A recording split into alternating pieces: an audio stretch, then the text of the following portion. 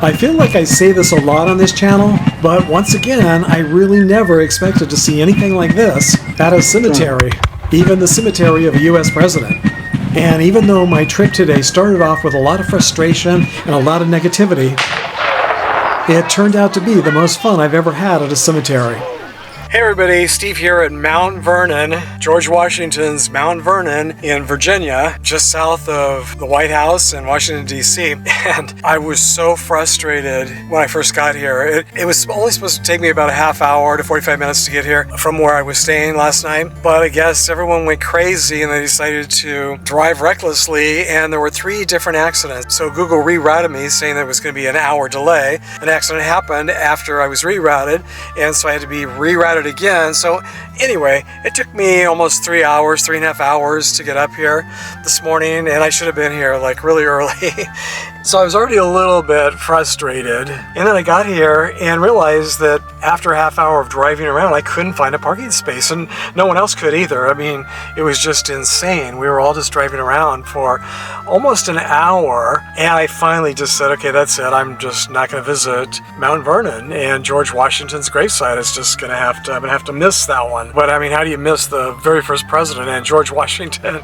So I drove away very frustrated and angry and got about 5 miles away, and then I thought, you know, I've driven all the way here from California. I guess I can drive around another hour until I can find a parking space. So I came back, and it did take me about a half hour to find one, but I finally did find a parking space, and I'm so glad I stayed. It's funny, I was here 40 years ago. I was here in 1982. I think it was either 81, 82, or 83. This is 2022, so it's somewhere around 40 years ago. And I don't even remember how I got here. I think I must have taken a bus tour from DC. I was staying in downtown DC, so I must have taken the bus tour out here, and sure seemed easy back then. I don't remember any parking problems, and well, 40 years ago there were a lot fewer people on the road too, I'm sure. I don't remember any of this. It was just like I've never been here before. And back then I didn't even take any pictures. I don't have a single picture or video. Well, I didn't do videos back then.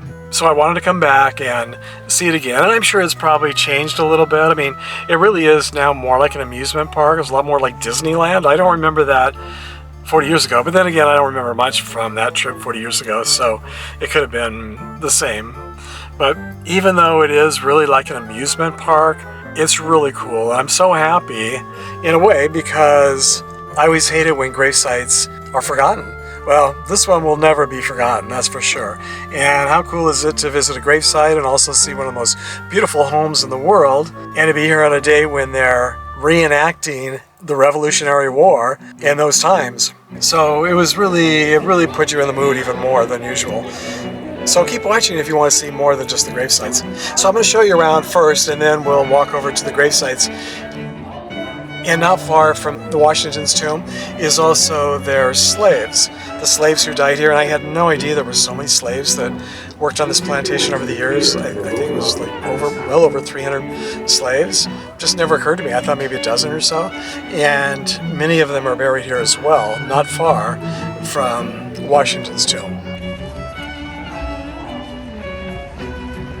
Hello. Is this a special thing today, or is this always like this? Yes, this is the Revolutionary War encampment, so they're having demonstrations besides just having crafts and vendors. Nice, thank you.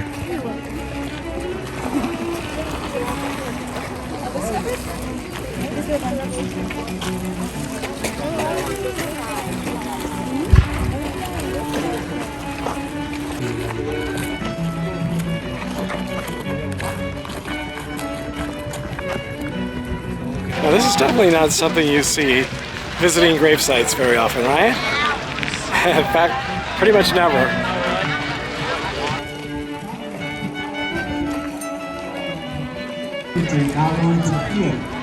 Again, you see most of the men are in regulation blue coats with white or red piercings. They're wearing different kinds of caps on their heads. They're typically Norwegian caps. But some of them are in what are called hunting shirts. Philadelphia, and Washington will attack them at the Battle of Germantown and almost beat them, but almost, of course, wasn't good enough. Part of the problem the Continental Army had was a standardized drill system. It did not have one. There were 5 or 6 different manuals of arms being used. And literally a simple thing like forward march. How fast? How many steps a minute? In the British Army, slow march was 64 steps a minute. In the French Army, it was 75 steps a minute. Quick march is 90 steps in the British Army, 120 in the French Army. So if you have just two units next to each other and you say forward march, they're not going to stay aligned. Nowhere in von Steuben's drill manual does it tell you to run behind a fence or take cover behind trees. In case of these light infantrymen, you can see they drop to one knee as British light infantry would do. They move forward by sections, sometimes in lines. They sometimes throw themselves flat on the ground and will withdraw the same way in an orderly fashion rather than in a mob.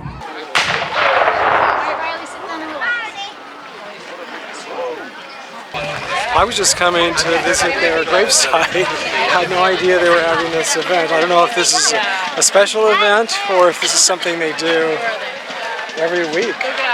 This is a Saturday. I mean, it's awesome that so many people are interested in visiting gravesites. So they're firing cannons, and I mean, everyone's in costume. It's actually pretty cool. I don't normally even think about going to these type of things, but here it's especially appropriate and really cool. It really does take you back in time. So I don't know, can you see Mount Vernon behind? So this side of the house looks really nice. The other side's completely under scaffolding. They're cleaning and renovating, and they say over 1 million people visit here every year. That's a lot of people. That's over 1 million people, and I'm sure almost everyone, if not everyone, is visiting this gravesite. So let's get a little bit closer to the home here. The backside overlooks the Potomac.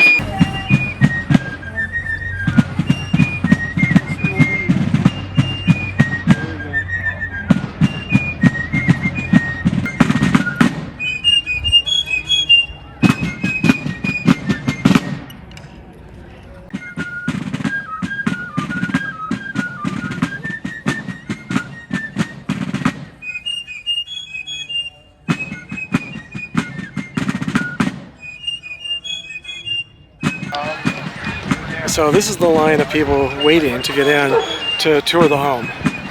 So I guess they go in there and then they actually come out over there. Now they say 1 million people visit Mount Vernon every year, but looking at today, I mean, if this is any indication, this is just one day, and people have been coming and going all day long, thousands and thousands of people. This must just be a special event or something, because if they had this many people every day, I think it'd be more like 10 million people visiting Mount Vernon.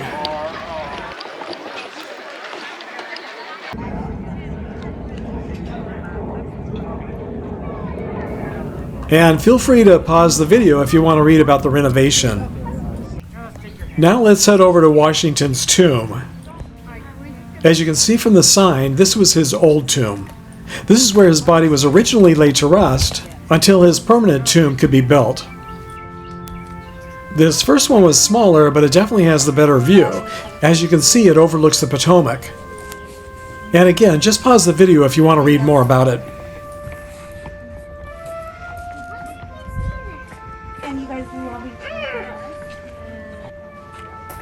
This really is a beautiful spot, but because it's so close to the river, it makes me wonder if they moved it because of possible flooding issues.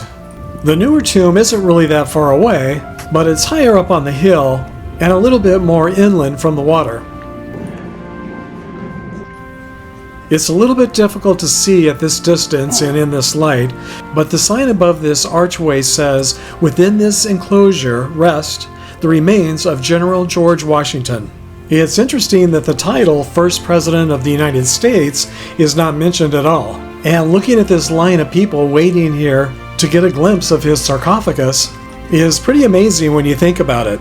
He's been dead for 223 years this year. General Washington is on the right, Mrs. Washington on the left. Behind them is a black door, inside of which are 25 additional members of the Washington family. 3 additional are buried to the side here. Washington died December 14, 1799, and he was only 67 years old. I say only 67 because I'm 68 this year, and I still feel pretty young, but I guess everything's relative, right?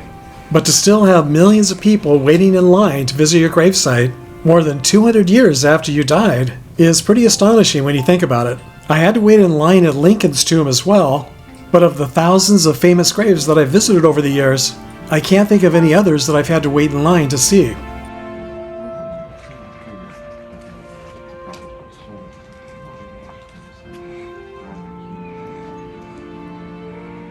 Just to the left of this structure is a plaque that reads, Tomb of Washington, erected 1830 to 31. Site and materials specified in Washington's will. So his body was interred in the old tomb for 32 years before being moved to this current location.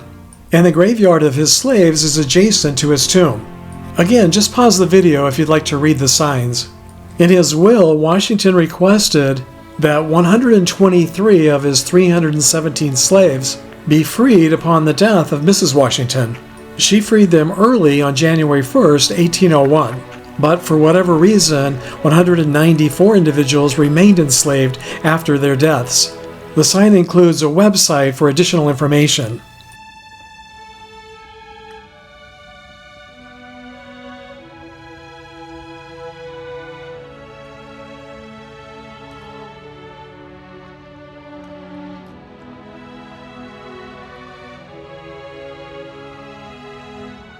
There's also a museum here and gift shops and a restaurant.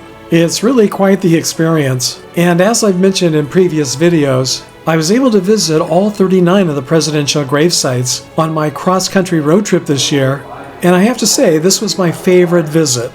My favorite presidential grave site was James Garfield's, but other than the awful parking situation here, my trip to Mount Vernon was definitely my most enjoyable and most fun U.S. presidential gravesite visit. And the funny and ironic thing is, I just assumed ahead of time that this would probably be my least favorite visit. Partially because I had already been here and I didn't remember anything especially special about it, but also because just about everyone on the planet has already been here, and I just assumed it would be like your typical high school history field trip that would be interesting and educational, but nothing very exciting or unexpected. And I'm very happy to say it was just the opposite experience. This week I want to give a shout out and a very big thank you to Brant. Thank you, Brant, for your kind donation to my channel using YouTube's Super Thanks. It's very appreciated. And thank you to all of you who have taken the time to subscribe, to leave messages, to give thumbs up. That's all very appreciated too. So thanks for joining me on another historic road trip to the past. And until our next trip to the cemetery together, thanks for sharing the memories, everybody.